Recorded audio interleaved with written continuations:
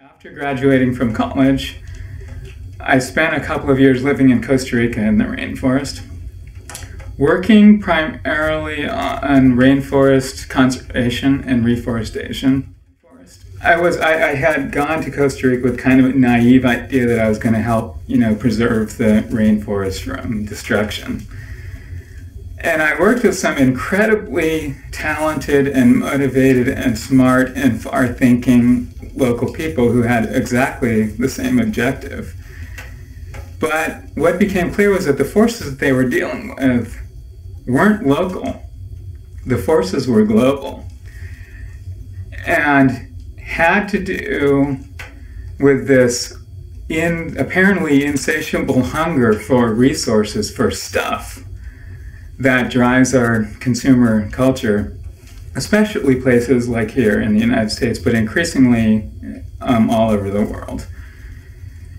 And that as long as that hunger, that drive for resources and the cheap energy that makes it possible to move things like forest trees from places like Costa Rica to places like Hollywood, where huge amounts of tropical woods are used in movie sets, just as an example, that's gonna continue to happen. So what I became really interested in was working on the demand side. Is it possible to offer people a different paradigm, a different cultural paradigm that says what's really important to us is our relationships with the people around us, our relationship with the place that we live, our relationship with the stuff in our lives that we eat, that we clothe ourselves with, that we build with. I think by focusing on those relationships, I think there's a ripple effect, a positive ripple effect that will lead out into the rest of the world. And I think when people aren't connected, aren't paying attention to where the stuff in their lives come from, it's very, very easy for these huge, out-of-control, environmentally devastating industries to do whatever they want, because the consumers aren't paying attention to what the consequences of their purchasing actions are. So I became really interested in trying to educate people in consumer societies, and specifically in the United States, because that's where I'm from, that another whole set of options is available to us, which basically it's in some ways much more similar to how traditional societies have lived. We can feed ourselves. We can grow a lot of our own food. And I'm not... So the time I spent in Costa Rica was very, very eye-opening for me. Just getting out of this country, seeing a little bit of how other people in other parts of the world live.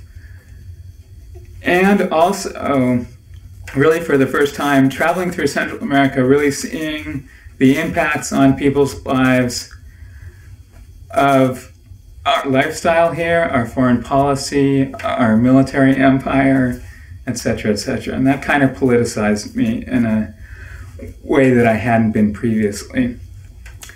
And I think how most of my political action, I sometimes go to protests and carry signs and march and chant and so forth. But what feels like a more positive use of my time is trying to create models that people can look to and say, oh, that guy over there built his own house for $2,000. He lives on $500 a month. Maybe something like that might be possible for me. Well, the whole technique of cob was something that I just kind of came across almost accidentally.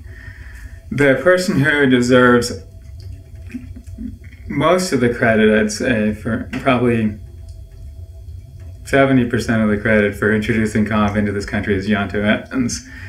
And the person who next deserves the most credit is Linda Smiley, his wife.